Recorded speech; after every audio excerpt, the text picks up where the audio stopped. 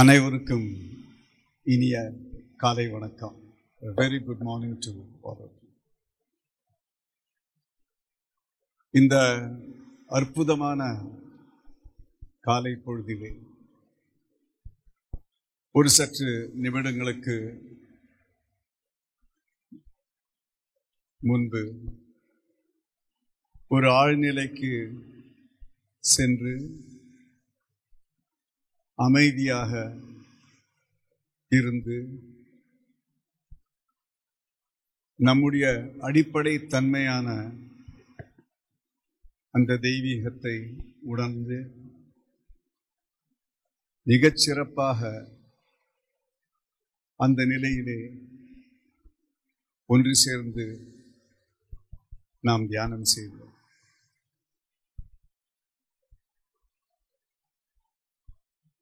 இப்படிப்பட்ட ஒரு அருமையான சூழ்நிலையிலே இந்த ராஜா கிருஷ்ணமூர்த்தி என்று சொல்லப்படும் நபர் இங்கே வந்து சொற்பொழிவு ஆற்றுகிறார் என்றால் மனதிலே இயல்பாக வரக்கூடிய ஒரு கேள்வி, இவர் எதை பற்றி பேசப் போகிறார்? இவர் என்ன சொல்லப் போகிறார்? இந்த ஆளை பார்த்தா இது சினிமாவில் பார்த்த மாதிரி இருக்குது. அதுலேயும் சில வில்லன் வேடன்கள் எல்லாம் போட்டு படங்களை பார்த்துருக்கோம். இங்கே நல்ல ஆன்மீகமான வாழ்க்கை தத்துவத்தை புரிந்து கொள்ளக்கூடிய அற்புதமான ஒரு பயிற்சி, ஒரு வாய்ப்பு. இந்த இடத்திலே இந்த ராஜா கிருஷ்ணமூர்த்தி நம்முடன் என்ன பகிர்ந்து கொள்ளப் போகிறார் அப்படிங்கிற கேள்வி மனசுல வரலாம். It's quite likely that this question could be coming up in the minds of the people. What is it that Raja wants to share with us? நானும் உங்களைப் போல வாழ்க்கையின் அர்த்தத்தை புரிந்து கொள்ள முயற்சி செய்யும் ஒரு மனிதன், வாழ்க்கை பயணத்தின் நோக்கத்தை தெரிந்து கொள்ள முயலும் ஒரு ஆத்மா. இந்த பிரபஞ்சத்தின் பயணத்திலே உங்களோடு சேர்ந்து பயணிக்கும் ஒரு சக பிரயாணி என்று நீங்கள் என்னை கருதலாம்.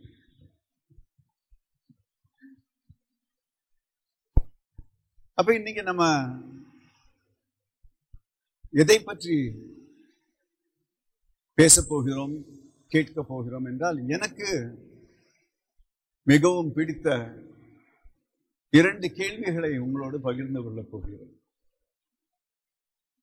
அந்த 2 கேள்விகள் எதிலிருந்து வருகிறது? From where do these 2 questions come up என்று கேட்டால், நம்முடைய பாரதிய, நம்முடைய இந்த மண்ணின் கலாச்சாரத்தின் அடிப்படையிலே வரக்கூடிய 2 அருமையான, எளிதான, சுலபமான தத்துவங்களின் அடிப்படையில் நம்ம நாட்டில், நம்முடைய இந்த கலாச்சாரத்தில் ரொம்ப அழகா சொல்லுவாங்க, வாழ்க்கை எப்படி வாழணும் அப்படிங்கிற அந்த கேள்வியை கேட்கும் பொழுது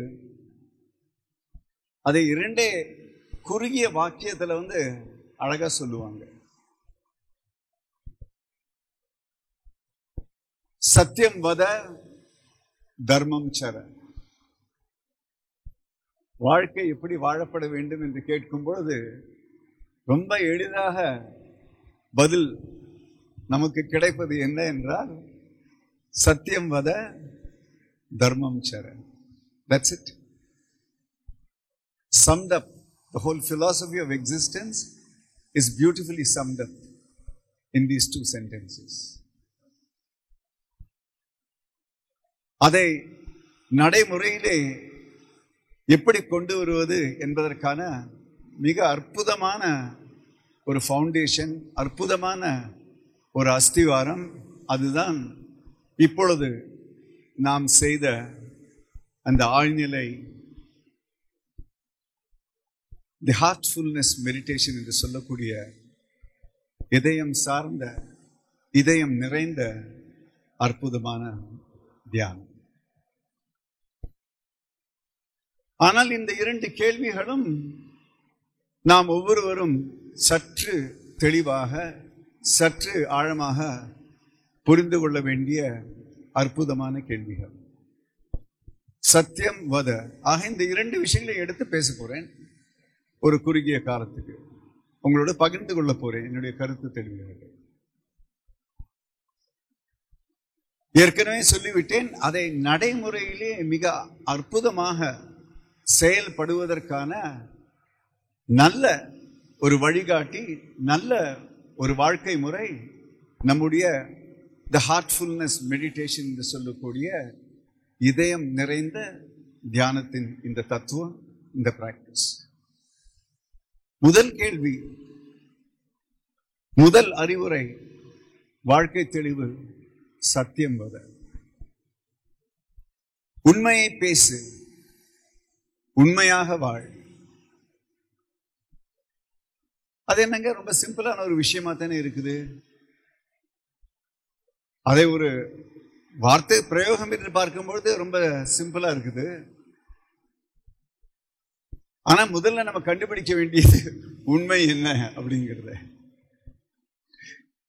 வார்த்தையும் வாக்கியமும் எளிது, அது என்னதுங்கிறது கண்டுபிடிக்கிறது இருக்குல்ல, அங்கதான் விஷயம் வருது. அப்ப நம்ம ரொம்ப ஈஸியா அந்த உண்மை என்ன அப்படிங்கிறத நம்ம தெரிந்து கொள்ள முயற்சி பண்ணுவோம். சரிங்களா?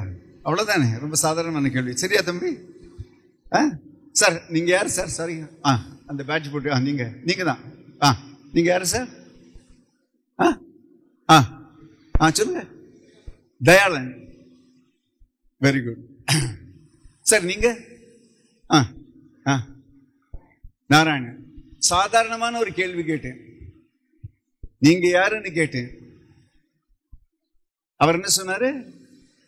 தயாளன். நீங்க என்ன சொன்னீங்க? நாராயணன். தயாளன் சொன்னாரு, நாராயணன் சொன்னாங்க. கரெக்டுங்களா? அது உண்மைதானே? நான் நீங்க யாருன்னு கேட்டேன், நீங்க உங்க பெயர் என்னன்னு சொன்னீங்க. நான் யாருன்னு கேட்டேன், உங்க பெயர் என்னன்னு சொன்னீங்க. என் கேள்வி மறுபடியும் கேட்கிறேன், நீங்க யாரு? உண்மைக்கும் உண்மை அற்றதற்கும் ஒரு அடிப்படை வித்தியாசம் தெரியுதுங்களா? நீ யார் என்று கேட்கப்பட்டால், நான் யார் என்பதை நான் சொல்லவில்லை, எனக்கு என்ன அடைமொழி கொடுக்கப்பட்டிருக்கிறது என்பதை நான் சொல்லுகிறேன். இதைத்தான் நான் என்னுடைய உண்மை என்று நினைத்துக் கொண்டிருக்கிறேன் என்று இவ்வளவு காலம் நினைச்சிட்டு இருக்கோமே, அதுதான் உண்மைக்கும் உண்மை அற்றதற்கும் உள்ள முதல் வித்தியாசம். சாதாரணமான விஷயம். கரெக்டானா? அப்போ நீங்க தலையாட்டிட்டீங்கல்ல, மாட்டிக்கிட்டீங்க. இப்ப நீங்க யாரு? ஆஹா, நான் ஒரு மனிதன் சொல்லிட்டாரு. இதுவும் நல்ல ஒரு இன்டெலிஜென்ட் பதில் தான். நீங்க யாருன்னு கேட்டேன், நான் எப்படிப்பட்ட பொருள்னு சொல்றாரு, நான் மனிதன்கிறாரு. ஐயா, நான் நீங்க யாருன்னு கேட்டேன், நீங்க எந்த பொருள்னு கேட்கல. இங்க செடி இருக்கு, நீங்க மனிதனா இருக்கீங்க. இங்க ஒரு மரம் இருக்கு, நீங்க என்ன பொருள்னு நான் கேட்கல, நீங்க யாருன்னு கேட்டேன். உண்மை என்ன? இவ்வளவு ஒரு எளிதான அற்புதமான ஒரு கேள்வி. சொல்லிட்டு போயிட்டாங்க, சத்தியம் வத. சத்தியம் என்ன என்று தெரிந்து கொள்ளாமல் சத்தியத்தை பற்றி நான் எப்படி பேசுவேன்? இதுதான் நம்முடைய வாழ்க்கை போராட்டம். ஆக சத்தியம் வத, உண்மையை பேசு, உன்னை உணர்ந்து கொள் என்று சொல்லும் பொழுது அந்த உண்மை என்ன என்று கண்டுபிடிப்பதற்கான முயற்சி முதலில் நமக்கு தேவை. அது எளிதான விஷயம் அல்ல. அதனால்தான் அதை ஒரு வாழ்க்கை தத்துவமாக மாற்றி அழகாக சொன்னார்கள், சத்தியம் வத. உண்மையை உணர்ந்து கொள், உணர்ந்த பின் உண்மையை பேசு என்று சொன்னார். இத்தனைக்கும் இவங்க சொன்ன எந்த போதிலுமே தப்பு கிடையாது. என்னுடைய பெயரை பற்றி நான் சொல்லும்போது அது தவறு இல்லை. நான் எப்படிப்பட்ட பொருள், எதனால் உருவாக்கப்பட்டேன் என்று சொல்லும்போது அதிலே தவறில்லை. ஒருவர் நான் ஒரு வீட்டின் கணவன் என்று சொல்லலாம், ஒருவர் நான் தன்னுடைய அலுவலகத்திலே ஒரு அதிகாரி, மேனேஜர் என்று சொல்லலாம். ஒருவன் நான் தமிழன் என்று சொல்லலாம். ஒருவன் நான் இந்தியன் என்று சொல்லலாம். ஒருவன் நான் இந்து என்று சொல்லலாம். இப்படிப்பட்ட பல பல பல விஷயங்கள் என்னை பற்றி நான் சொல்லலாம். ஆனால் அது எதுவுமே என்னை பற்றி தானே தவிர நான் அல்ல என்பது முதல் உண்மை, அடிப்படை. அப்ப இதெல்லாம் என்னை பற்றி என்ன அப்படிங்கறத நம்ம யோசிக்க வேண்டி வருது. கரெக்டா? அப்ப சார் என்ன பேர் சொன்னீங்க? தயாளன். ஹலோ மிஸ்டர் தயாளன் சொன்னா அவர் என்ன கூப்பிட்டீங்களா அப்படின்னு கேட்பீங்க. கரெக்டா? ஹலோ மிஸ்டர் தயாளன், வேற எங்க இருக்கீங்க? தயாளன் எங்க இருக்கீங்க? கரெக்டா? கை தூக்குனீங்க. அப்ப அவர் என்ன சொன்னாரு? நான் தான் தயாளன் என்று கையை தூக்கி காட்டினார். தயாளன் என்பது நான் தான் என்று தன்னை அடையாளப்படுத்திக் கொண்டார். கரெக்டா? தயாளன் நான் தான் என்று என்னை அடையாளப்படுத்திக் கொண்டார். Are you all together with me? Dayalan என்ற பெயர் என்னுடைய அடையாளம். Okay sir? மனிதன் என்ற அந்த என்னுடைய தன்மை என்னை பற்றிய அடையாளம். Okay sir? கரெக்டா? கணவன் என்ற அந்த உறவு என்னை பற்றிய அடையாளம். Okay sir?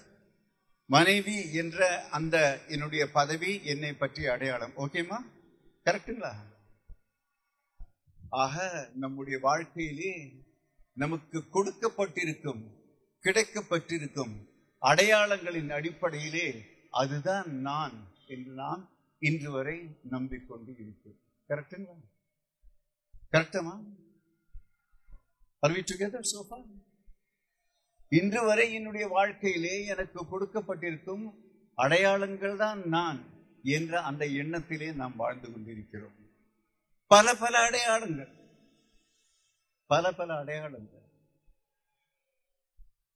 எதனுடைய அடிப்படையிலே அடையாளங்கள்? எனக்கு கொடுக்கப்பட்டிருக்கும் அந்த பாத்திரத்தின் அடிப்படையிலே அதிகப்படியாக என்னுடைய அடையாளங்கள். எப்பாவது ஒருத்தர் சந்திக்கிறோம், முதல் முறையா சுப்பிரமணியம் சாரை மீட் பண்றோம். Hello Subramaniam sir, how are you அப்படின்னு கேட்டோம்னா கை கொடுக்கிறோம். அப்புறம் நான் என்ன அறிமுகப்படுத்திக்கிறேன், ஐம் ராஜா கிருஷ்ணமூர்த்தி. அது என்னுடைய அடையாளத்தின் அந்த ஸ்பெஷல் பெயர், தனிப்பட்ட அடையாளம். I'm an organisation development consultant. அது என்னுடைய தொழில், என்னுடைய அடுத்த ஐடென்டிட்டி அதுதானே. கரெக்டா? அதே போல யாராவது என் பேரு சரஸ்வதி, வெரி குட், சந்தோஷம். I'm working as a software engineer in Intel company. அப்படி ஏதோ எங்கேயோ ஒர்க் பண்றாங்க. I'm a school teacher in Omega. இல்ல சில சமயம் கொஞ்சம் தயக்கத்தோட I'm just a housewife-ங்கறாங்க. ஏதோ housewife-ங்கிறது ஏதோ குறைஞ்சு போன ஒரு விஷயம் மாதிரி. அடையாளம்.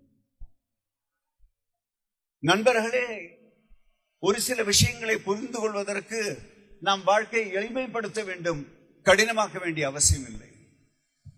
அடையாளத்தின் தன்மையை புரிந்து கொள்வதற்கு, அடையாளத்தின் வலிமையையும் அதனுடைய பலகீனத்தையும் புரிந்து கொள்வதற்கு தயவு செய்து தமிழ் மொழியை நாடுங்கள். தமிழ் மொழி தத்துவமான மொழி. அதை போல சிறப்பாக வாழ்க்கை எடுத்துச் சொல்ல வேற மொழி இல்லை. தமிழை நாடுங்கள். அடையாளத்தின் அர்த்தத்தை உங்களுக்கு எடுத்துச் சொல்லும்.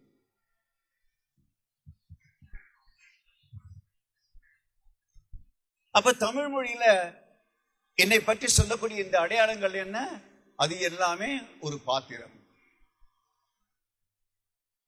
அது எல்லாமே ஒரு பாத்திரம். ஹஸ்பண்ட் ஒரு பாத்திரம், வைஃப் ஒரு பாத்திரம், மேனேஜர் ஒரு பாத்திரம், கன்சல்டன்ட் ஒரு பாத்திரம், சிட்டிசன் ஒரு பாத்திரம், ஓட்டர் ஒரு பாத்திரம். அதுதானே சினிமாவில் வந்தா கதாபாத்திரம், வாழ்க்கையில் அதுதான் நம்முடைய பாத்திரம். அவர் roles in life, the roles of our life are called பாத்திரம் in Tamil. Beautiful language, அருமையான மொழி, தத்துவமான மொழி. உதாரணத்துக்கு பாத்திரம் அப்படின்னு சொன்னா உங்களுக்கு புரியும் இல்ல? பாத்திரம் அப்படிங்கிறதுக்கு என்ன அர்த்தம் தமிழ்ல? கண்டெய்னர். வீட்டுல பாத்திரம் சமைக்கிறதுக்கு யூஸ் பண்றோம் இல்லீங்களா? கண்டெய்னர். அப்ப கண்டெய்னர் அப்படிங்கிறது இதே போன்ற ஒரு விஷயம். கரெக்டுங்களா? ரொம்ப சிம்பிள். படிப்படியாக நாம் உண்மை எது என்பதை புரிந்து கொள்வோம். படிப்படியாக நம்மை பற்றிய உண்மை எது என்பதை நாம் புரிந்து கொள்வோம். படிப்படியாக உண்மையான நான் யார் என்பதை நாம் புரிந்து கொள்வோம். அப்படி உண்மையான நான் என்பதை புரிந்து கொள்வதற்கு இதுவரை என்னை பற்றிய என்னுடைய கணிப்பு, என்னை பற்றிய என்னுடைய புரிதல் சற்று என்னுடைய அடையாளங்களை பற்றியது என்பதை நாம் புரிந்து கொள்வோம். அந்த அடையாளத்திலே முக்கியமாக என்னுடைய பாத்திரங்கள் தான் நான் என்று இதுவரை நினைத்திருந்தேன் என்பதை நாம் தெரிந்து கொள்வோம். ஓகே, இதுவரைக்கும்.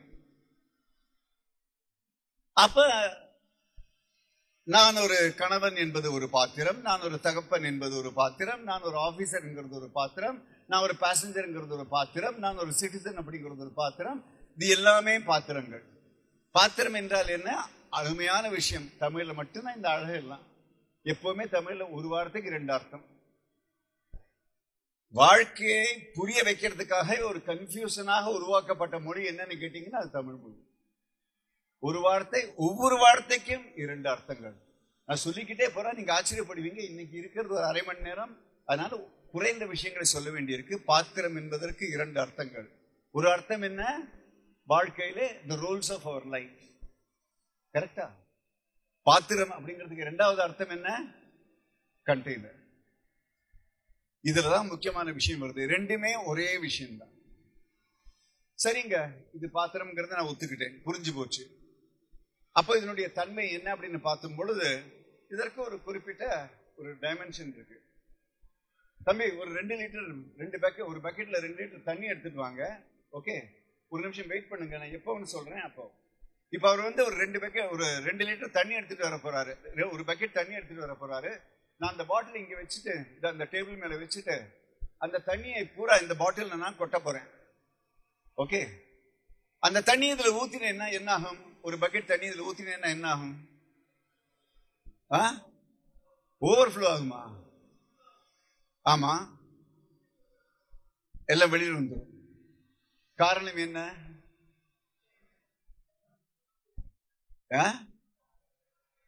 ஓஹோ, இந்த பாத்திரம் ஒரு குறிப்பிட்ட அளவு மட்டும்தான், அதை தாண்டி ஏத்துக்க முடியாது. புரியுதுங்களா? வாழ்க்கையிலே உன்னுடைய பாத்திரம் எப்படிப்பட்ட பாத்திரமாக இருந்தாலும் அது ஒரு குறிப்பிட்ட அளவுக்குள்ளே தான் உன்னுடைய வளர்ச்சியை கொடுக்கும்.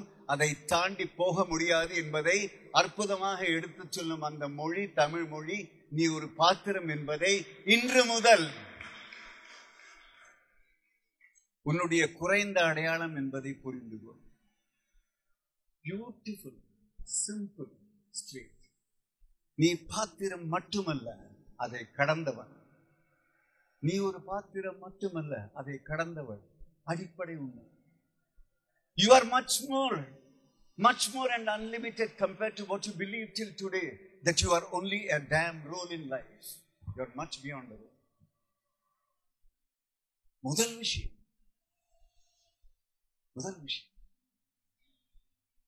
அப்ப when I fill this with something, it becomes full, and therefore there is a process of filling till it is full.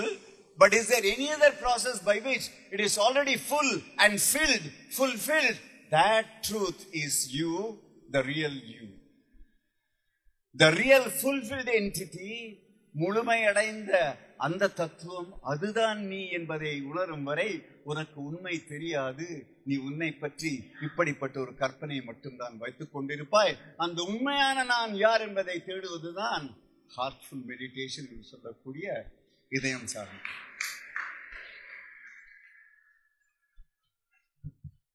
That is the beauty of life.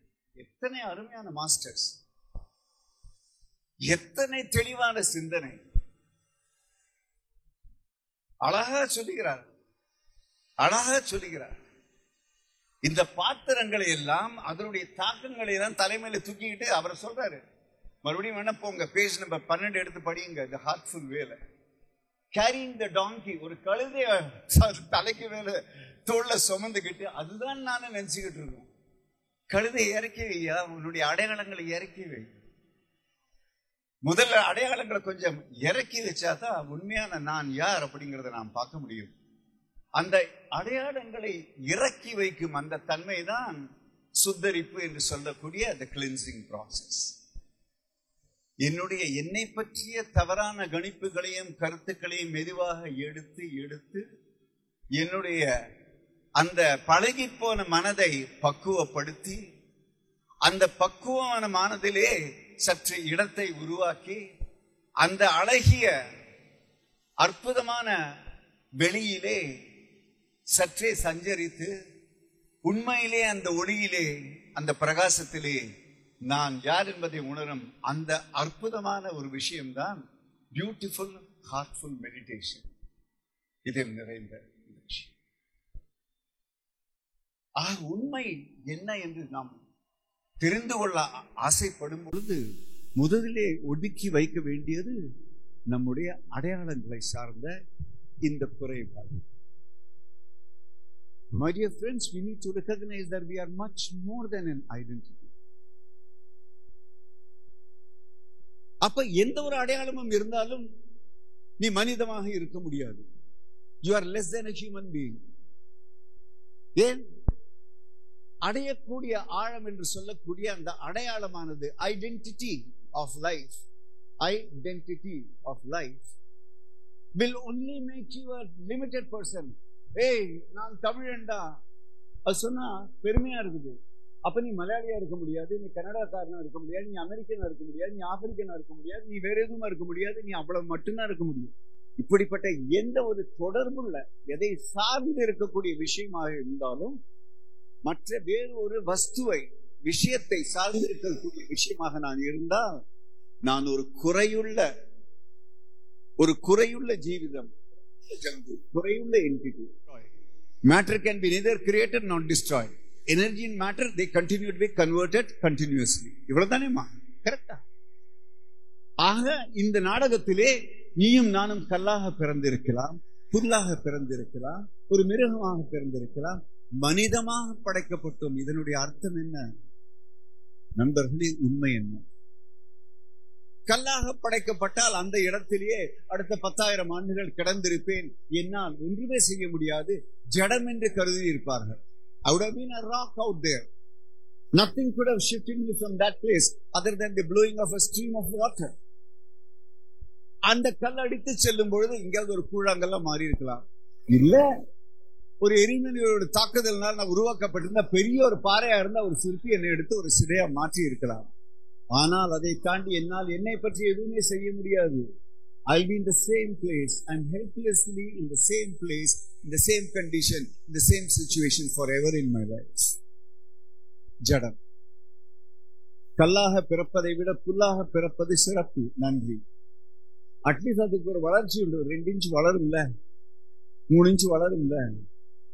அது ஒரு இடத்துல வளரக்கூடிய அந்த சாத்தியம் இருக்கிறது. ஒரு ஆடு வரும், ஒரு மாடு வரும், சாப்பிட்டு போயிடும். என் தலையெழுத்தை பற்றி நான் ஒண்ணுமே செய்ய முடியும். It is better to be a blade of grass than being a stone. தமிழ்ல தப்பெதுவும் கிடையாது. ஆனா கல்லை விட புல்லாக இருப்பது சிறப்பு என்று நாம் நினைக்கிறோம். ஆனால் ஒரு புல்லாக நான் வளர்ந்திருந்தால் அந்த இடத்திலே மட்டும்தான் இருக்க முடியும், வேறு எங்கும் போக முடியாது. ஒரு ஆடு மாடு வந்து சாப்பிட்டு போகும். அடே பரவாயில்ல, அப்ப ஆடு மாடை நம்ம பிறந்திருக்கலாமே, ஆண்டவர் நம்மளை படைச்சிருக்கலாமே அப்படின்னு நம்ம நினைக்கலாம். ஆனால் ஆடு மாடாக பிறந்தால் ஒரு கல்லை விட ஒரு புல்லை விட சிறப்பு.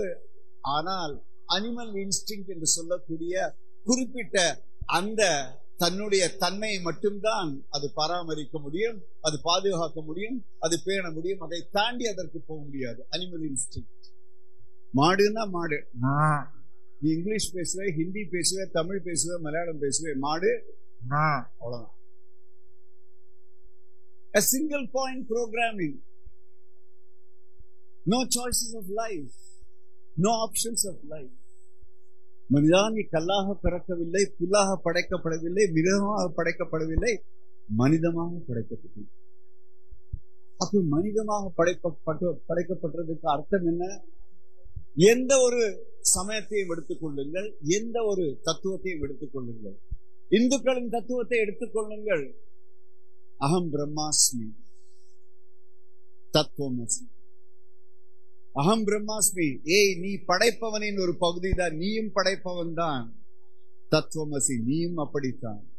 அழகாக சொல்லுங்க. நீ ஒரு கிறிஸ்துவனாக இருக்கலாம், உனக்கு ஜீசஸ் மேல் நம்பிக்கை இருக்கலாம்.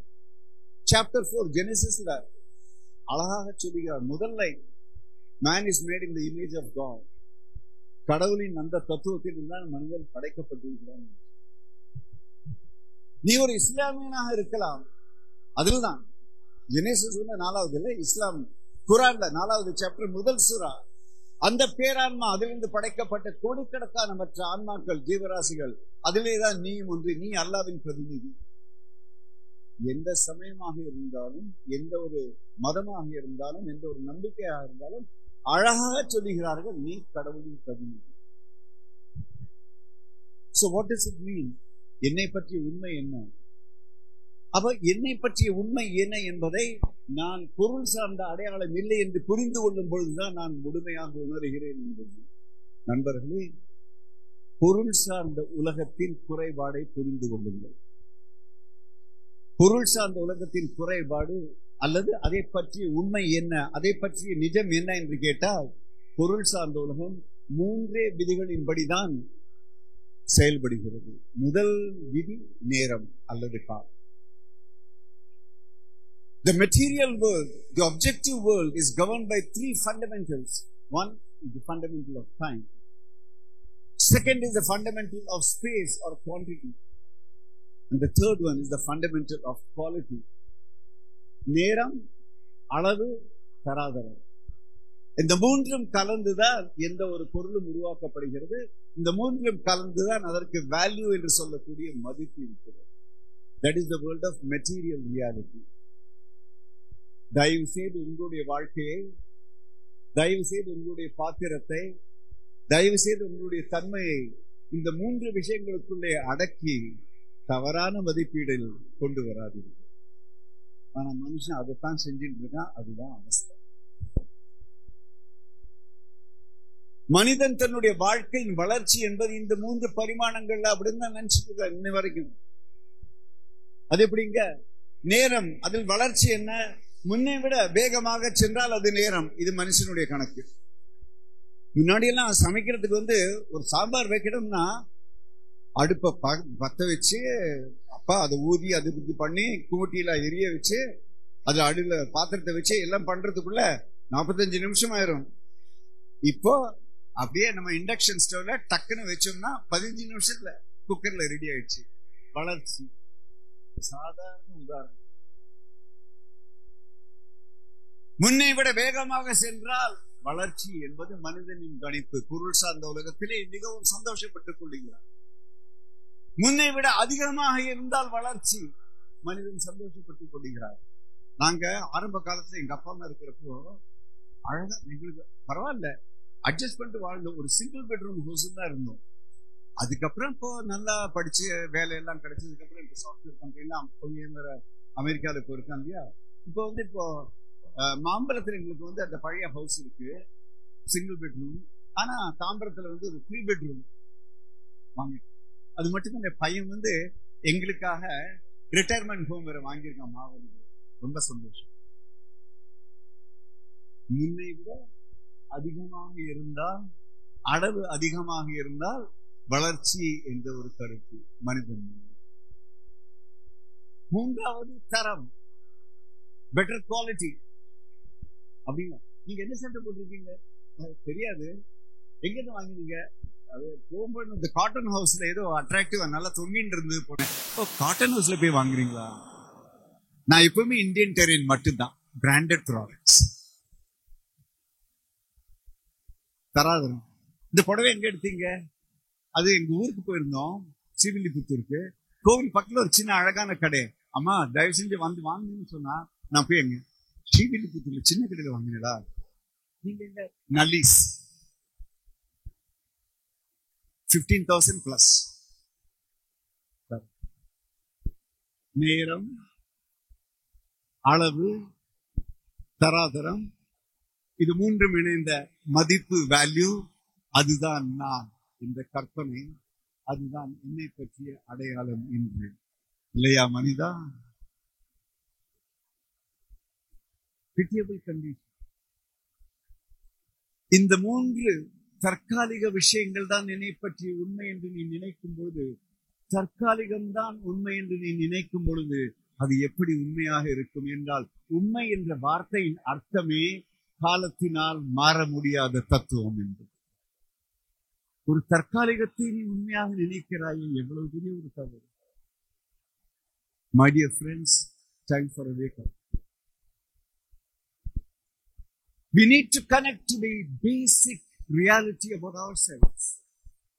நம்மை பற்றி ஆழமான அந்த அடிப்படை உண்மையோடு தொடர்பு கொள்ள வேண்டிய அவசியம். அந்த தொடர்பு கொள்ளும் வழிமுறை தான் அற்புதமான தியானம். நீங்க சொன்ன அந்த ஒரே ஒரு விஷயத்தை எடுத்துக்கிட்டா போதும். ஐயா, உங்களிடம் நீங்கள் யார் என்று கேட்டீர்கள், அதற்கு பதில் சொன்னீர்கள். இப்போ மற்றொரு கேள்வி கேட்கிறேன், ரொம்ப சிம்பிள் கேள்வி. ஓகே, டக்குன்னு பதில் சொல்லுங்க, ரொம்ப யோசிக்க வேண்டாம். ஏன்னா நீங்க பாஸ்போர்ட்டுக்கு, ரேஷன் கார்டுக்கு, இன்சூரன்ஸுக்கு, எல்லாத்தையுமே இதுக்கு பதில் சொல்லிருக்கீங்க. When were you born? When were you born? 8/5/1962. 8/5/1962. மறுபடியும் ஒரு confusion. When were you born கேட்கிறேன், when was I delivered பதில் சொல்றாரு. நீ எப்பொழுது படைக்கப்பட்ட என்று கேட்கிறேன், நான் எப்போ டெலிவர் ஆனேன்னு பதில் சொல்றாரு.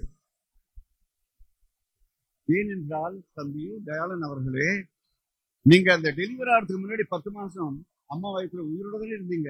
அப்ப நீங்க ஆல்ரெடி பிறந்துட்டீங்கல்ல, அது உண்மைதானே. I'm asking you, when were you born? அப்ப அவருக்கு பின்னாடி ஒருத்தர் சிரிக்கிறாரு. சார், அந்த வயத்துல 10 மாதம் கர்ப்பத்துல நான் வரதுக்கு முன்னாடி எங்க அப்பாவுல ஒரு விந்துவாகவும் அம்மாவுல ஒரு முட்டையாகவும் இந்த சக்தியாகவும் இருந்தேன்ல, அதுவும் உண்மைதானே. ஆமாம் நண்பா, அதுவும் உண்மைதான். அதுக்கு பின்னாடி இருக்கிறவர் சயின்டிஸ்ட். அவர் சொல்றார், no, but I want to disagree with you. ஏன்னா அந்த உடல் சக்தியாக மாறுவதற்கு முன்பு அவர் சாப்பிட்ட அந்த உணவாக நாம இருந்தோமே, அதுவும் உண்மைதானே. அதுவும் உண்மைதான். ஏதோ ஒரு கத்திரிக்காய் உண்மை. அப்ப அந்த அம்மா சொல்றாங்க, I am more scientific then you. நீ அந்த கத்திரிக்காய் வெண்டைக்காய் ஆகிறதுக்கு முன்னாடி நான் அந்த செடியா இருந்திருக்கணும் இல்ல. அதுக்கு பின்னாடி இருக்கிற அம்மா சொல்றாங்க, நீ செடியா மாறுறதுக்கு முன்னாடி அந்த செடி அடிப்படையாக இருந்த அந்த மண்ணு, அதுக்கு கிடைச்ச தண்ணீர், அதுக்கு கிடைச்ச அந்த வெயில், அதுக்கு கிடைச்ச அந்த காத்து, பஞ்சபூதங்களாக நான் இருந்திருக்கணுங்கிறது உண்மைதானே. அதுவும் உண்மை. அங்கிருந்து பெரியவர் எழுந்து நிற்கிறார். என்னடா முட்டாள்தனமா பேசுறீங்க? பஞ்சபூதமாக மாறுவதற்கு முன்னாலே படைப்பின் மூல காரணமாக கடவுளாக நான் இருந்திருக்க வேண்டாம்னு சொல்றார். அவர் சொல்றது மட்டும்தான் உண்மை. நீ கடவுளின் பிரதிநிதி என்பதற்கு இதை தாண்டி ஏதாவது உனக்கு தெளிவு தேவையா வாழ்க்கையில்? நீ கடவுளின் பிரதிநிதி என்பதற்கு இதை தாண்டி ஏதாவது ஒரு விளக்கம் தேவையா வாழ்க்கையிலே? நண்பா, என்று உணரப் போகிறாய். சத்தியம் வத என்றால் இதுதான் உன்னை பற்றிய சத்தியம். இதை புரிந்து கொண்டு வாழ்ந்தால் வாழ்க்கையிலே அற்புதமான தெளிவும் அமைதியும் ஆனந்தமும் இருக்கும் என்பது உறுதி. ஏனென்றால் நான் எதுவாக இருந்தாலும் பரவாயில்லை, அது பொருள் சார்ந்த உண்மை. ஆனால் நான் உண்மையில் அதுதான் என்ற தெளிவோடு நீ நடக்கும் பொழுது உனக்கும் எனக்கும் வித்தியாசம் கிடையாது. அதனால்தான் சொல்லப்படுகிறது, அகம் பிரம்மாஸ்மி தத்துவமஸ்மி. நான் கடவுளின் பிரதிநிதி, நீயும் அதுதான். அற்புதமான அகம் பிரம்மாஸ்மி தத்துவமஸ்மி. நண்பர்களே, முதல் தெளிவு வாழ்க்கை. சத்தியம் வத என்றால் இந்த சத்தியத்தை புரிந்து கொண்டு நாம் செயல்படுவோம். இந்த சத்தியத்தை புரிந்து கொள்ளும், ஆழமாக தெரிந்து கொள்ளும் அந்த வழிமுறை தியானம். எப்படிப்பட்ட தியானம்? ஹார்ட்ஃபுல். ஏன்னா வார்த்தைகள் இருக்குல்ல, லாங்குவேஜ், அதுல சில கடினங்கள் உண்டு. ஏன்னா லாங்குவேஜே ஒரு அடையாளம் தானே. காய் போட்டு துவர கலர்க்கா, நான் என்ன மராட்டியில பேசினேன், உனக்கு புரியுதான்னு கேட்டேன், அவருக்கு புரியல. புரியுதுங்களா? லாங்குவேஜே ஒரு அடையாளம் தான், அதுவே குறைபாடு. ஆக மொழிகளை உபயோகப்படுத்தி நம்ம கடவுளையும் படைப்பவனையும் உண்மையும் தெரிஞ்சுக்க ஆசைப்படும் பொழுது கொஞ்சம் குறைபாடு இருக்கும். ஆக மொழியும் கடந்து புரிந்து, அதனால்தான் உணர்ந்து கொள். அண்டர்ஸ்டாண்ட் டிவினிட்டி கிடையாது, அவேர்னஸ் ஆஃப் டிவினிட்டி. உணர்ந்து கொள். உணர்வது அவசியம், தெரிந்து கொள்வது இஸ் an intellectual process. மொழி, it's of no use. The language of divinity is unargal. The language of divinity is awareness. The language of exchange and transaction, that is the normal language. நண்பரே, நாம் கடவுளின் பிரதிநிதி என்பதை உணர்ந்து கொண்டால் முதல் அடி நாம் எடுத்து வைக்கிறோம். அதை நாம் உணர்வது என்பது நம்முடைய இரண்டாவது தெளிவான அடி. இதை உணர்ந்து கொண்டு நான் வாழ்க்கையில பயணம் செய்யும் பொழுது எனக்கு எந்த குறையும் இல்லை என்ற தெளிவு, அது மூன்றாவது அடிப்படை தெளிவு. ஆக நான் காலத்தை கடந்தவன் ஆகையினால் நான் உண்மை, நான் சத்தியம், நான் எங்கும் பறந்திருக்கும் உன்னிலும் என்னிலும் எதிரும் பார்க்கக்கூடிய உண்மை என்பதால் ஆல் பர்வேசிவ், எங்கும் வியாபித்திருக்கும் உண்மை, ஆல் பர்வேசிவ் ட்ரூத். எனக்குள்ள எந்த குறையும் கிடையாது, ஆகையினால் நான் பூர்ணமானவன். ஆக நான் சத் என்ற உண்மை, சித் என்ற எங்கும் பறந்த அந்த தெளிவு, அந்த அறிவு, அந்த நுண்ணறிவு, எனக்குள்ள எந்த குறையும் கிடையாது என்பதால் நான் பரிபூர்ணம், ஆனந்தம், நானே சத் சித் ஆனந்தம். I am சச்சிதானந்தம், நான் சச்சிதானந்தம் என்ற தெளிவு, அதுதான் நம்மை பற்றிய உண்மை. நன்றி சொல்லு.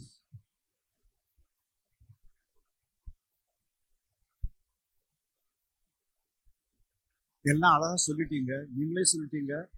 பாஸ்போர்ட் ஆபீஸ்ல போனீங்கன்னா அவர் என்ன பேர்னு கேட்டீங்கன்னா அகம் பரமாத்மான்னு சொல்ல முடியாதுன்னு. இப்ப நான் இந்த விஷயத்தை எப்படி கையாளுவேன்?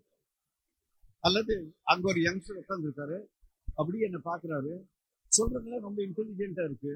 நாளைக்கு ஆபீஸ்ல போய் வேலை பார்க்கணும், பாஸ் ஏற்கனவே கடுப்பு, next year goals are far below my எக்ஸ்பெக்டேஷன்ல பெங்களூர் கேட்டிருக்காரு. இதை வச்சுக்கிட்டு பிராக்டிக்கலா என்னுடைய வாழ்க்கையில எப்படி நான் வாழ்வேன் அப்படின்னு அவருடைய மனசுல ஒரு கேள்வி. இதெல்லாம் ஓகே, பிராக்டிகாலிட்டி எப்படி? ஹவு டு பி பிராக்டிகல்ங்கிற கேள்வியை கேட்டுட்டே பாதிவே நம்முடைய லைஃப்ல வேஸ்ட் பண்றாங்க. நல்லா அழகா கேட்பாங்க.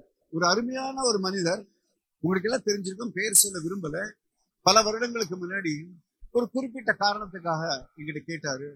அவர் கேட்ட அந்த கேள்வி கொஞ்சம் காம்ப்ளிகேட்டட் கேள்வி, ரொம்ப ரிஸ்க் உள்ள ஒரு கேள்வி. அப்ப அந்த கேள்வி கேட்கும்போது அவர் எங்கிட்ட கேட்டார், நான் இப்படி செய்யலாமான்னு கேட்டார். நான் சொன்னேன், உங்க இஷ்டம் சார், வேணா செய்யுங்க. அப்புறம் சொன்ன, என்ன கிட்டி இந்த மாதிரி நம்ம ஈஸியா சொல்ற பதில், பிராக்டிக்கலா சொல்லுங்க. அப்ப நான் ஒரு கேள்வி கேட்டேன், practicality, is it a matter of competency or is it a matter of will? யதார்த்தமானது, பிராக்டிகாலிட்டி என்று சொல்லக்கூடிய விஷயம் உன்னுடைய செயல்பாட்டு சாமர்த்தியத்தை பொறுத்ததா அல்லது உன்னுடைய திட மனத்தெளிவை பொறுத்தது? உன்னுடைய கேப்பபிலிட்டி என்று சொல்லக்கூடிய செயல்பாட்டு திறமையை பொறுத்ததா அல்லது உன்னுடைய மனத்திடத்தையும் தெளிவையும் பொறுத்ததா? What is practicality? Is it a question of your capability or is it a question of your willingness? என்ன இந்த மாதிரி கேள்வி மறுபடியும் கேட்டுட்டேன்? நான் கேட்கிறேன். இப்ப நான் கேட்டேன், ரொம்ப சிம்பிள் கேள்வி. சிம்பிள் கேள்வி கேட்கட்டும். ஆமா, நான் சொன்னேன், ரெண்டு கை அப்படியே விரிச்சுக்கிட்டு ரோட்ல பைக் ஓட்டுறது பிராக்டிக்கலா கேட்கும். என்ன அர்ச்சந்தனவா பேசுறேன்? நான் சொன்னேன், கரெக்ட். ஆனா ஒரு சர்க்கஸ்க்கு போ, ஒருத்தன் டெய்லி 10 தடவை அதை பண்றான், கை விரிச்சுக்கிட்டு ஒரு கயிறு மேல ஓட்டுறான். He is willing, therefore it is practical for him. Practicality begins with willingness, then it becomes a possible. வாழ்க்கையிலே நடைமுறைப்படுத்த வேண்டும் என்றால் அதற்கு ஒரு மன தெளிவு தேவை, திடம் தேவை, பயிற்சி தேவை. நண்பர்களே, தியானம் என்பது பயிற்சி என்பதன் அடிப்படையே இதுதான்.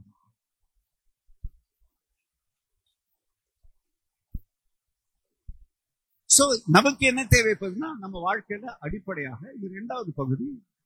முதல் கேள்வி கேட்டோம்ல, சத்தியம் வத தர்மம் சரம்.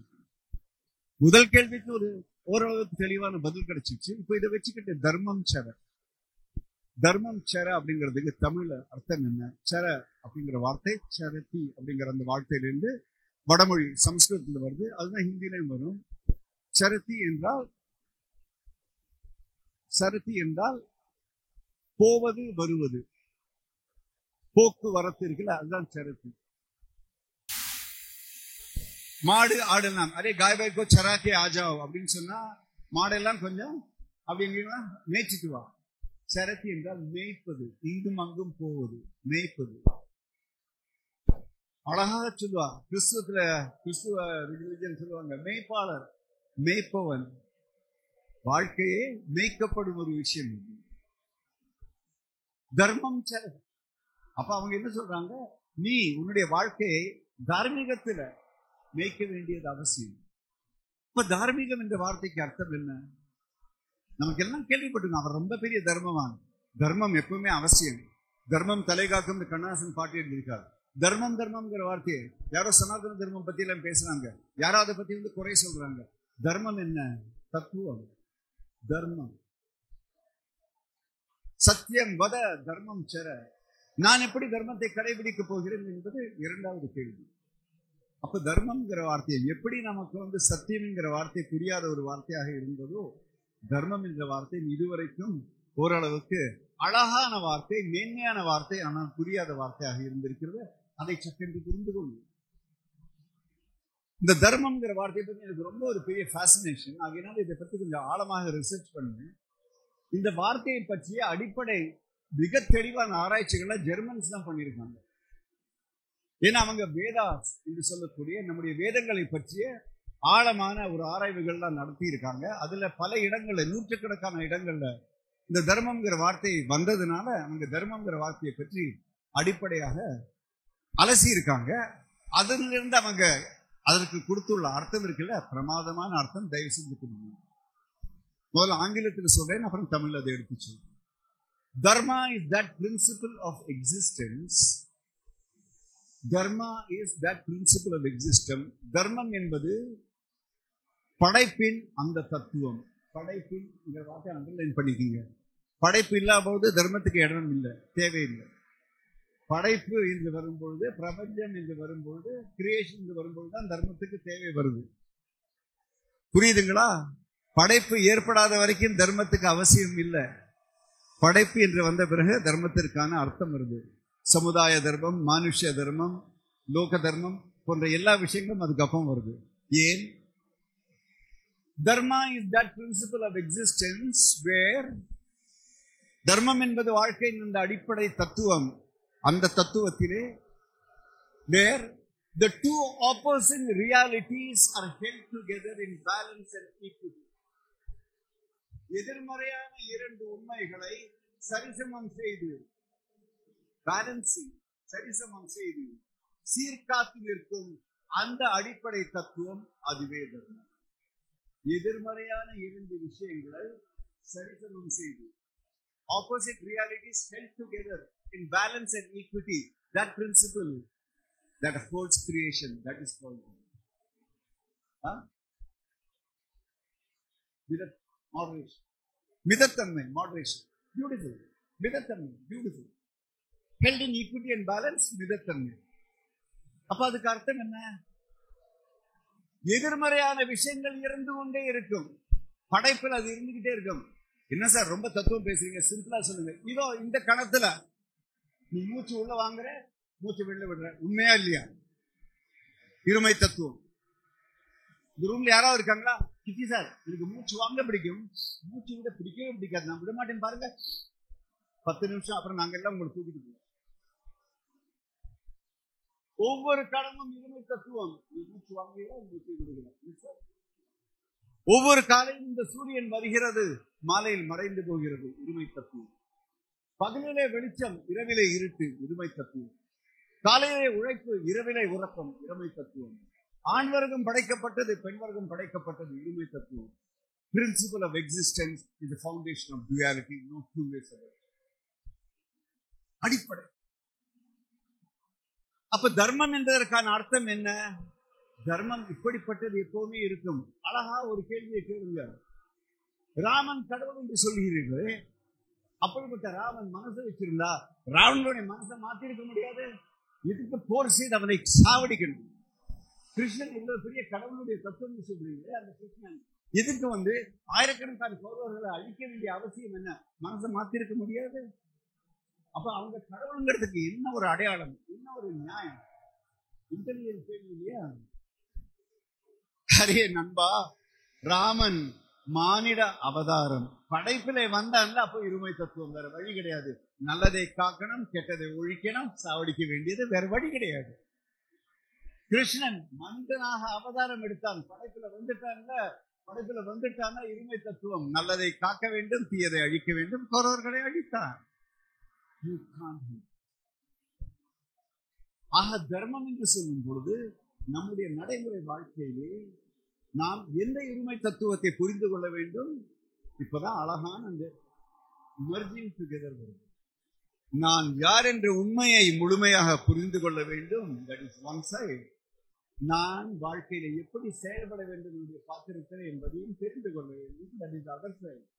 இந்த அடிப்படை உண்மையும் இந்த நடைமுறை சகஜ நிலை இதை இரண்டையும் சேர்த்து வைத்துக் கொண்டு சமன் செய்து that I continue to be founded in my principle of divinity and godliness, but my practical life, whatever is required to be appropriately done, I will call it as duty, karma, and do it with absolute detachment. Detachment and ஆசை இல்லாம சொல்றாங்க. ஆசை இல்லாம இல்லை, இலக்கு இல்லாம இல்லை. இலக்கு இல்லாம இவங்க இந்த ஃபங்க்ஷன் வந்து இலக்கு இல்லாம நடத்த முடியுமா? ஒரு இலக்கு இருக்குல்ல, எல்லாருக்கும் பயன் கிடைக்கணும், அந்த இலக்கோட தான் நடத்துறீங்க. தப்பே கிடையாது. உங்க பிள்ளை பள்ளிக்கூடத்துக்கு அனுப்புறீங்க, படிச்சா பரவாயில்ல, ஃபெயில் ஆனா பரவாயில்லன்னு அனுப்புறீங்க. இல்ல, இலக்கு இருக்கலாம், ஆனால் அந்த அடிப்படை உண்மை என்ன சொல்லுது? அதனுடைய விளைவுனால நீ சந்தோஷப்படுவேன்னு அந்த தப்பான கணக்கு போடுவேன். உன்னுடைய அடிப்படை இன்பத்திற்கும் ஆனந்தத்திற்கும் விளைவுகளுக்கும் தொடர்பு கிடையாது என்பதை மனதிலே வைத்துக் கொண்டு எப்படி வேண்டுமானாலும் செயல்படு. Try your best, achieve the best, no problem இல்லை. அது தர்மம். தர்மத்தின் அடிப்படை என்னுடைய செயல்பாடுகள், என்னுடைய முழு மூச்சான என்னுடைய தகுதியையும் திறமையும் செயல்படுத்தும் அந்த தன்மை, அதை பற்றி எந்த விதமான சந்தேகமும் கிடையாது. ஆனால் அதற்கும் என்னுடைய ஆனந்த நிலைக்கும் எந்த விதமான தொடர்பும் கிடையாது என்ற தெளிவு இருக்கும் பொழுது வாழ்க்கை அற்புதமான ஒரு செலிப்ரேஷனாக மாறும். தர்மம் சரி. I will do everything that is required to protect the right things. I will do everything possible to stop the wrong things. But victory or defeat, that will not affect my core quality of being what? Sat, Chit and Anand.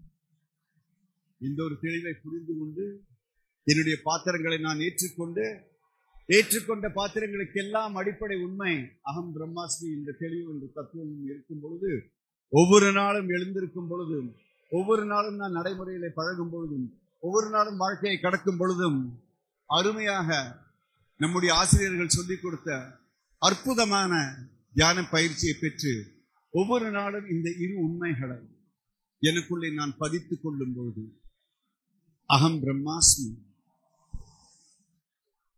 சத்தியம் வத என்ற உண்மையை உள்வாங்கிக் கொண்டு தர்மம் செர என்ற நடைமுறை வாழ்க்கையை நான் கடைபிடிக்கும் பொழுது உண்மையாகவே அந்த ஆண்டவனுடைய அன்பிற்கும் அந்த ஆண்டவனுடைய ஆசீர்வாதத்திற்கும் உரியவனாக நாம் ஒவ்வொருவரும் மாறக்கூடிய சாத்தியம் இருக்கிறது.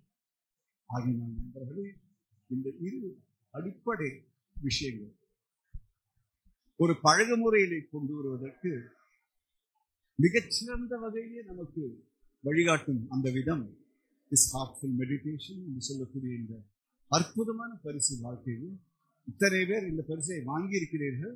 அந்த பரிசை பாதுகாத்து பேணித்து தினமும் பழகி பழக்கத்தை மட்டுமல்ல இந்த உள் தெளிவையும் பெற்று மிகச்சிறப்பாக வாழ அந்த ஆண்டவன் உங்களுக்கு அருள் புரியட்டும் என்று வேண்டிக் கொண்டு நன்றி கூறி விடைபெறுகிறேன். எனக்கு ஒரு வினா, தம்மத்துக்கும் தர்மத்துக்கும் என்ன வித்தியாசம்? தம்மம் ஏன்னா மெடிடேஷன்னாவே புத்தர் தான் அதுக்கு பேஸ். மெடிடேஷன்றதுக்கு புத்தர் தான் பேஸு. புத்தர் தம்மம்னு சொல்றாரு, இதுல நம்ம தர்மம் சொல்றோம். ரெண்டுக்கு என்ன வித்தியாசம்? அது தம்ம பாதா என்று வந்தது இல்லைங்களா தம்பி? தம்ம பாதா, அந்த தம்ம பாதாவும் தர்ம வழி அப்படிங்கிறது ஒரே விஷயம்தான். தர்மம்ங்கிற வார்த்தை மருவி தம்ம அப்படின்றது, அது ஒரே வார்த்தை தான் இந்த இரண்டு. அப்ப தம்ம பாதால அவர் என்ன சொன்னார்னா அழகான ஒரு விஷயம் சொன்னாரு. அதுதான் அடிப்படையாக அந்த சங்கா என்று சொல்லக்கூடிய அந்த புத்த அமைப்பிலே அடிப்படையான ஒரு விஷயம். புத்தம் சரணம் கச்சாமி, சங்கம் சரணம் கச்சாமி, தர்மம் சரணம் கச்சாமி. புரியுதுங்களா? தம்மபாதத்தினுடைய 3 அடிப்படைகள் என்ன என்றால், புத்தம் என்றால் அறிவிலே தெளிந்தவன், அந்த பாதையிலே செல். புத்தம் சரணம் கச்சாமி. தர்மம் சரணம் கச்சாமி. தர்மம் என்றால் இந்த இருமையின் தத்துவத்தை சரியான முறையிலே கைப்பிடித்து சமன் தூக்கி நேர் செய்து, அழகான வார்த்தை என்ன, மிதப்படுத்தி, மாடுலேஷன், மிதத்தன்மையை கொண்டு வந்து அதிலே செல். 3வது புத்தம் சரணம் கச்சாமி, தர்மம் சரணம் கச்சாமி, சங்கம் சரணம் கச்சாமி. நல்லவர்களின் சங்கத்திலே, நல்லவர்களின் கூடவே அந்த பாதையிலே நடக்கும். இந்த 3ம் சேர்ந்ததுதான் தம்மபாதா என்று சொல்லக்கூடிய அற்புதமான அந்த அவருடைய அறிவுரை. நல்ல கேள்வி, நன்றி ஐயா. இது வரைக்கும் இந்த உலகியல் வாழ்க்கையும் இந்த ஆன்மீக வாழ்க்கையும் தெளிவான முறைப்படி புரியும்படி அழகா சொன்னீங்க. என்னுடைய தாழ்மையான நன்றிகள். இப்போ இந்த உலகியல் வாழ்க்கையில் மனிதன்ற கேரக்டராக பலவிதமாக பரிமாண வளர்ச்சி நம்ம அடைந்து வருகிறோம். அதே மாதிரி ஆன்மீக வாழ்க்கையில் ஆன்மா என்ற அடிப்படையில் பரிமாண வளர்ச்சி அடைந்து வருகின்றோம். மார்க்ஸ் சொன்னது போல ஒரு பறவைக்கு 2 ரெக்கைகள் இருக்கு மாதிரி இன்னும் இருக்கிறோம். ஒன்று உலகியல் வாழ்க்கையும் இன்னொன்று ஆன்மீக வாழ்க்கையுமாக நம்ம கடந்து செல்லணும்னு சொல்றாரு. அதுதான் நம்ம கடந்து வருகின்றோம். ஆனால் இப்போ உள்ள இந்த உலகியல் வாழ்க்கை மிக மோசமான சீர்கிட்டு போய்கிட்டு இருக்கு. இதுல நாம ஆன்மீக வாழ்க்கை எப்படி வாழ்வது, அதுக்கு ஒரு சின்ன விளக்கம் கொடுக்கும்படி கேட்டுக்கொள்கிறோம். அதாவது இதுக்கு தமிழ் மொழி ஏன் தத்துவான மொழினா, இதெல்லாம் ஒரு வார்த்தையில் தமிழ். அவர் என்ன சொன்னார்னா, சார் அவர் சொன்ன நான் வித்தியாசமா சொல்றேன் சார். இப்ப பிராக்டிக்கல் லைஃப்ல உள்ள தர்ம சங்கடம் என்னங்கிறத உங்களுக்கு சொல்றேன். தர்ம சங்கடம் வார்த்தையே பாருங்க, தமிழுடைய அழக பாருங்க. தர்மத்திற்கு சங்கடம், அதுதானே தர்மத்துக்கு சங்கடம். இதை விட அழகா சொல்லவே முடியாது. அதனாலதான் தமிழ் அவ்வளவு சிறந்த மொழி. தர்ம சங்கடம், தர்மத்திற்கு பாதிப்பு. நீங்களே சொல்லிட்டீங்க ஆன்சர். ஏனென்றால் இந்த பொருள் சார்ந்த வாழ்க்கையிலே இந்த மாதிரி கண்மூடித்தனமா போகிறோமே, அந்த அந்த அந்த ஒரு உணர்வு வந்துச்சுல, அதுதான் பெஸ்ட் பாயிண்ட், அது பிகினிங் பாயிண்ட். ஏனென்றால் இந்த 3 விஷயங்கள் சொன்னோம்ல, ஏனென்றால் பொருள் சார்ந்த வாழ்க்கை 3 விஷயங்களின் அடிப்படையிலே. முதல் விஷயம் நேரம். நேரத்தில் முன்னை விட வேகமாக சென்றால் சிறப்பு என்ற ஒரு தவறான கருத்து. வேகமாக செல்வதிலே எந்த தவறும் கிடையாது. ஆனால் அந்த வேகத்திலே நீ மனித நேயம் என்ற தத்துவத்தை வைத்துக் கொண்டிருந்தால் எந்த பிரச்சனையும் இல்லை. மனித நேயம் என்ற மற்றவர்களை பற்றி அக்கறை இல்லாத போது அந்த நேரம் என்பது அவசரம் என்று மாறுகிறது. அது ஆபத்து. 2வது விஷயம் அளவு. இன்னும் வேண்டும் என்பது அளவின் ஆசை. அந்த அளவுக்கு ஆசை இருப்பதில் எந்த தவறும் இல்லை. ஆனால் அந்த ஆசை மனித நேயத்தின் அடிப்படையிலே ஒட்டுமொத்த மனித சமுதாயத்தின் அக்கறையிலே இருந்தால் அதில் எந்த தவறும் கிடையாது. ஆனால் மனித நேயம் குறைந்து விடும் பொழுது அந்த அதிகம் என்ற விஷயம், மேலும் மேலும் என்ற விஷயம், ஆர்வம் என்கிற விஷயம் பேராசையாக மாறுகிறது. அது ஆபத்து. 3வது தரம் என்று சொன்னாய், முன்னை விட சிறப்பான தரங்களிலே எந்த தவறும் கிடையாது. முன்னை விட சற்று மேலான விஷயங்களிலே எந்த தவறும் கிடையாது. மேன்மேலும் சிறப்பு என்பதிலே எந்த தவறும் கிடையாது. அதிலே மனிதநேயம் இருக்கும் பொழுது, மனித இனத்தை பற்றி அக்கறை இருக்கும் போது எந்த விதமான பிசரும் கிடையாது. ஆனால் அந்த மனிதநேயம் மனித சமுதாயத்தின் மீது அக்கறை கலைந்து போனால் அதே மேலும் என்னை பற்றிய சிறப்பு என்பது அகங்காரம் என்ற ஆணவமாக மாறுகிறது. அதிலே பிரச்சனை. ஆக நேரம், அளவு, தரம் என்பதை நான் அவசரம், அதிகம், ஆணவம் என்று மாற்றிக்கொள்ளும் பொழுது சமகாலத்திலே நமக்கு பிரச்சனை வருகிறது. அதை நாம் தவிர்க்கிறோம். That is the answer. That is the answer. இன்றைக்கு வல்லரசுகள்ல இருந்து ஆரம்பிச்சு லோக்கல் எம்எல்ஏ வரை இதுதான் ப்ராப்ளம்.